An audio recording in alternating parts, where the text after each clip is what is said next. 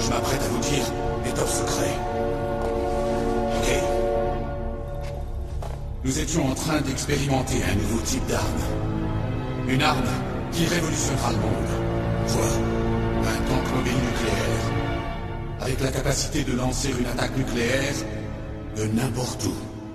Metal Gear, c'est impossible. Vous le saviez? Les Metal Gear est un des projets noirs les plus top secrets. Qui vous l'a dit? Disons que j'ai des entrées. Voilà donc la raison de votre présence sur ce site. Pour quelle autre raison viendrais-je dans un endroit pareil? On m'avait dit que le projet Metal Gear avait été abandonné. Bien au contraire. C'est devenu un projet conjoint entre Armtech et nous-mêmes. Nous apprêtions à nous servir de cet exercice comme donnée brute, puis lancer la production de masse. Il n'y avait pas eu cette révolution. Révolution? Rex est maintenant aux mains des terroristes.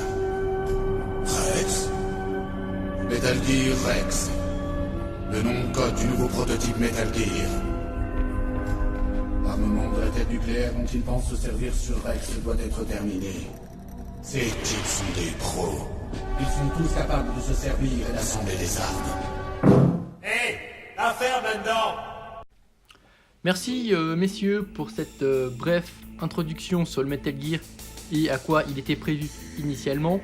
Je vais prendre le relais. Donc, Metal Gear Rex, kit produit par Kotobu Kiya. Donc c'est un kit à l'échelle 1/100e qui a été produit en 2012. Alors, lors de l'unboxing, je n'ai pas spécialement donné de prix vis-à-vis de ce kit, simplement parce que c'est un kit qui a une variété de prix allant du plus qu'honorable au extrêmement exagéré, j'ai envie de dire. Donc, on va dire que la moyenne actuelle de ces kits se situe entre 80 et 100 $, ce qui fait quand même assez cher pour un kit qui est aussi vieux. La raison est assez simple, c'est un kit qui date de 2012 et il n'était plus produit depuis un certain temps. En début d'année, il me semble février, ils ont décidé de ressortir quelques exemplaires de ces kits, donc du Metal Gear Rex, le normal, car il existe 3 variations de ces kits, et également des kits Zone of Enders, mais ça c'était juste pour le rajouter. Donc voici le kit complètement monté avec un minimum de travail effectué dessus, c'est-à-dire que c'est ce que je vais effectuer habituellement quand je dis minimum, c'est-à-dire juste le ponçage, nettoyage des pièces. Ça ira pas plus loin que ça. J'étais un petit peu médisant en disant oui, Made in China, c'est ok. Bon, c'est vrai que Bandai font tout fait sur le territoire japonais et du coup j'ai un petit peu plus l'habitude des maquettes Made in Japan, que ce soit les Hiroshima et autres. Et voilà, j'étais un peu médisant sur ce kit qui en vrai, je vais quand même l'admettre, n'était pas si mauvais que ça. Je m'attendais vraiment à pire, je m'attendais à plus petit, voire moins bien réalisé, et j'ai été agréablement surpris que je me suis trompé en fait. Donc du coup, première chose qu'on constate à vue d'œil, c'est qu'il n'est absolument pas couleur accurate vis-à-vis de ce que vous avez dans le manuel d'instruction. C'est-à-dire que dans le manuel, on vous vend ça, à peu près ça, hein. Voilà, et en vrai, vous avez ça. Donc le kit est simplement gris, complètement gris en fait, à l'exception des parties dorées qui sont sur, on va dire, le backpack ou la partie derrière, on va appeler ça. Et sinon, ça serait tout en fait. Du coup, on va aller voir un petit peu d'un peu plus près, hein. Donc là, on peut déjà le voir en posture, on va dire debout, car ce kit, on peut le positionner de diverses manières. Savoir que là, c'est la posture qui vous nécessite l'obligation d'utiliser cette base qui vient avec, car sans cela, il ne peut pas tenir debout. Ça fait partie des accessoires fournis avec, et en plus de cette base, je veux dire, on l'avait déjà vu lors de l'unboxing, nous avons les 4 petites figurines qui vont avec. Donc on a le solide, le Grey Fox et le liquide qui pilote, et un Grey Fox complètement en petits morceaux. Ceux qui ont fait le jeu savent à quoi ça sert et de quoi il s'agit. Donc, comme habituellement, on va aller checker d'un peu plus près une vue d'ensemble du kit. Pour le bien de cette présentation, je vais devoir quand même le démonter par moment, car c'est un kit qui se manipule pas très facilement en fait. Simplement car les points d'articulation sont un petit peu particuliers et la façon dont il est construit. Donc sans plus attendre, allons voir déjà un petit peu d'un peu plus près ce qui s'y cache. Donc nous revoici d'un peu plus près. Donc on peut clairement voir qu'en termes de détails, c'est vraiment très stylé. Plein de petits éléments. Tout est, je pense vraiment que tout est relativement fidèle au design originel, selon moi. Voilà. On a également les petits sensors que vous voyez ici. Voilà. Ce ne sont pas des autocollants, c'est prépeint d'office. En fait, c'est prépeint directement en fait. Voilà, on voit un petit peu mieux. Normalement, sur les yeux, on a des lentilles qui sont également fournies, que je n'ai pas encore utilisées, qui sont ceux-là. Simplement car une fois qu'elles sont mises, ça va juste être l'enfer pour les démonter. Donc comme j'avais dit, ça fait partie d'une des variations sur laquelle il est nécessaire d'avoir la base, car sinon bah, il tombe. Donc du coup je vais directement vous montrer la deuxième forme. Deuxième position. Il faut simplement relever le talon derrière. On rabaisse le pied. Et c'est tout. Et ensuite on peut juste simplement le poser. Il faut simplement vous adapter simplement. Voilà pourquoi je disais ça. Le talon. Hop. Voilà. J'avais dit c'est un kit qui n'est pas forcément facile à manipuler par sa taille et surtout par comment il est conçu. Du coup j'ai perdu une petite pièce qui appartient au radar, mais ça on y reviendra après. Voilà. Du coup ça, comme ceci il tient debout, ça c'est pensé pour d'ailleurs, c'est comme ça d'ailleurs dans le manuel et vous explique comment le disposer si vous voulez pas utiliser la station. Ça fonctionne très bien. Pour les articulations, ce kit est littéralement, comme dit dans l'introduction, c'est un tank. Et donc comme c'est un tank, les articulations vont de pair avec un tank, c'est-à-dire pas énormément. Donc on va aller comme d'habitude du haut vers le bas. Et du coup on va simplement commencer par le radar. Donc le radar ou le E-Dome, je ne me rappelle plus du nom exact, vous pouvez simplement, il fait de gauche à droite. On peut légèrement le monter comme ceci. Savoir que l'articulation n'est pas directement ici, car ce point ici ne fait que pivoter comme cela. Tandis que l'articulation qui monte et descend, elle est à l'intérieur comme ceci. Ce sera tout.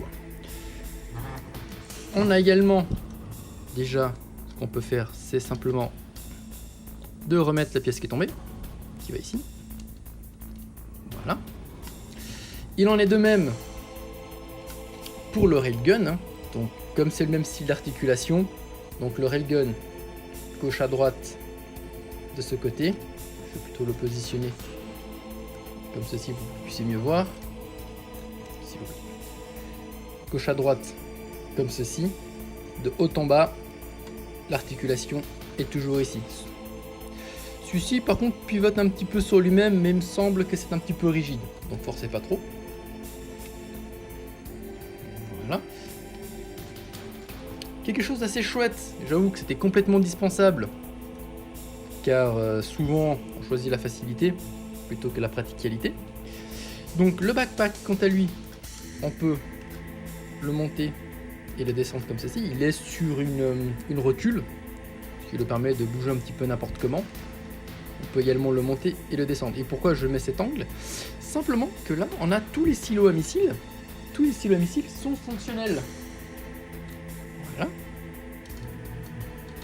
Donc en fait tous les silos peuvent être ouverts. c'est vraiment très chouette. C'est vraiment, j'ai envie de dire, c'était vraiment dispensable comme élément, mais ils l'ont quand même inclus. Donc d'ailleurs à l'intérieur on voit clairement que tout est détaillé, hein, même à l'intérieur du silo. Vraiment, c'était pas nécessaire, et j'avoue que ça met vraiment du plus à ce kit, rien que pour ça. La tête, alors le cou, quant à lui, dispose d'un point d'articulation ici et un autre point ici. Donc ce dernier, on peut le monter. C'est ça en arrière pour que ça soit plus facile. Nous pouvons le monter jusqu'ici. Voilà. La tête quant à elle pivote comme ceci. Et on a cette pièce ici qui monte et qui descend. Alors je pense que ça devait être prévu qu'elle bouge en fonction de l'inclinaison du cou.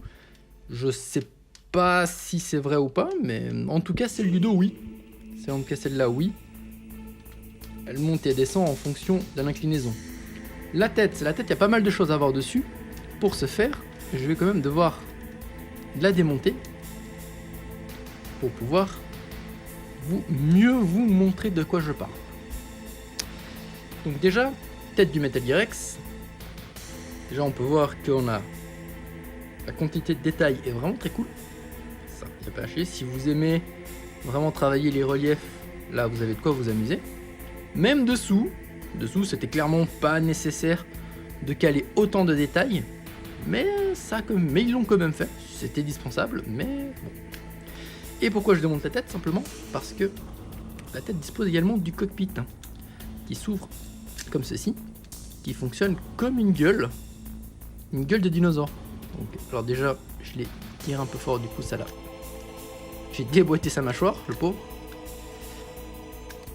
Voilà. Du coup ça fonctionne vraiment comme la gueule dans le jeu. Voilà, on peut comme ceci. Et d'ailleurs on peut voir qu'à l'intérieur, on a le cockpit pour liquide. Et partie supérieure, on a vraiment encore plus de détails, genre de détails complètement dispensables. Mais ça y est. Ça y est. On a un piston ici pour simuler justement la mâchoire. Enfin le mouvement de mâchoire. Ne sont pas fonctionnels, ils sont simplement fixés dans le creux. En fait, comme la tête est creuse, ça fait en fait qu'ils entrent à l'intérieur, mais ils sont pas fonctionnels. Et du coup, pour refermer la mâchoire, il faut juste simplement tout collapser comme ceci, et la mâchoire se referme.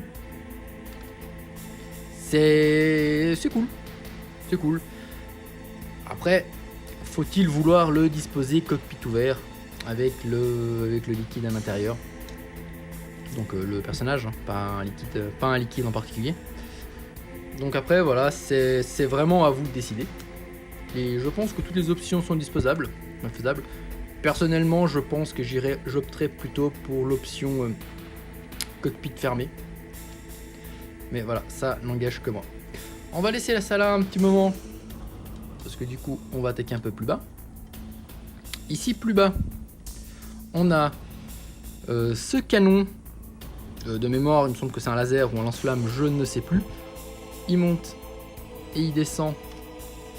Il tourne sur soi-même. Rien de bien extraordinaire. Pour le bien de la suite, je suis désolé mon petit gars, je vais devoir enlever une patte,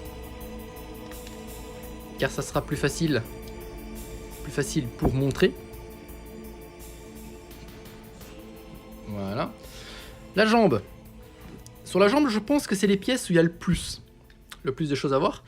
Déjà, on a cette pièce ici, un ball joint simplement. Petits éléments ici qui me semblent que ce sont les flares, les antimissiles. La jambe ici, il n'y a absolument aucun mouvement, donc c'est une pièce qui est simplement fixée. Tout le mouvement généralement vient d'ici, cette pièce là. Mais déjà vous pouvez voir, je force quand même pas mal pour que ça bouge. C'est vraiment un joint qui est vraiment très dur. D'ailleurs je vous recommanderais, si vous décidez de l'acheter, de d'abord mettre cette pièce et ensuite fixer sur le reste, parce que sinon ça va être vraiment très difficile à mettre. J'ai vraiment eu du mal.